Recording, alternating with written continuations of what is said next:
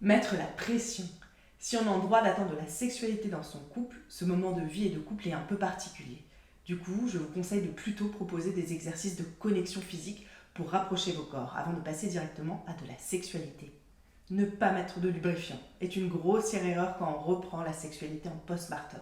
En effet, sous l'influence des hormones et de tout ce qui s'est passé dans le corps, la lubrification peut mettre plus de temps à arriver, notamment sous l'impact de la fatigue.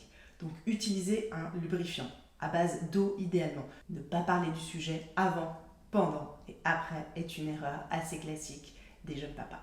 En amont, discutez de sexualité et de ce qui se passe sur le corps de votre compagne, puisque cela peut vous permettre d'identifier des points et des zones qu'il vaut mieux éviter de toucher, que ce soit à cause de douleurs résiduelles, notamment en cas de césarienne ou d'épisiotomie, ou juste un rapport au corps qui met un peu plus de temps à revenir, si par exemple la jeune maman a du mal avec son ventre. Pendant aussi, puisque les sensations peuvent être très différentes quand on reprend la sexualité pendant la première année après l'accouchement, et même après. Du coup, peut-être que ce qui marchait avant ne marchera plus après, ou de nouvelles choses qui ne marchaient pas avant pourront commencer à fonctionner. Parler après est aussi important pour débriefer ce qui s'est passé et comprendre pour adapter pour la fois suivante. Du coup, même si le sexe est un sujet un petit peu tabou entre vous, c'est vraiment un moment de remettre le sujet sur la table. Toucher les seins si l'autre allaite est une mauvaise idée. Dans plus de 95% des cas, les mamans allaitantes n'ont pas envie qu'on touche leurs seins d'une façon sexuelle pendant cette période de l'allaitement. Donc évitez, sauf si vous avez un signal clair, verbal, que c'est ok pour elle. Pénétrez trop vite.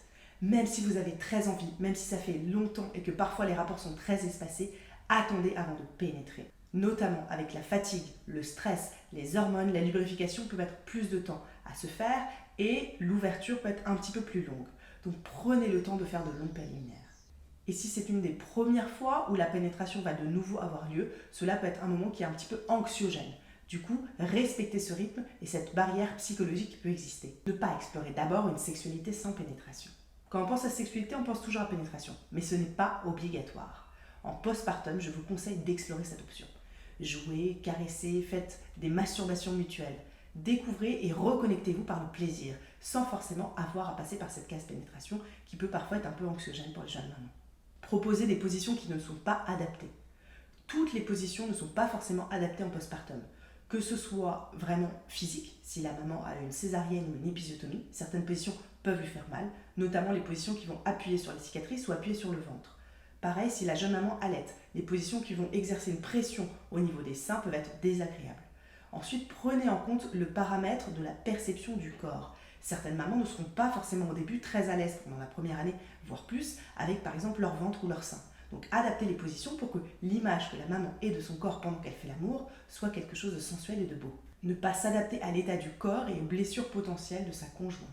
Pareil, au niveau des angles de pénétration notamment. Si une épisio a eu lieu, vous pouvez adapter en tournant, par exemple en utilisant une position de cuillère ou en utilisant une position renversée, pour surtout ne pas aller frotter sur des zones de cicatrices. Pareil en cas de césarienne, utilisez le coussin de grossesse ou vos oreillers pour apporter un support au niveau du ventre et qu'il n'y ait pas de pression ou d'inconfort de la maman. Ne pas se protéger, le risque de grossesse est réel et existe. Utilisez toujours un contraceptif.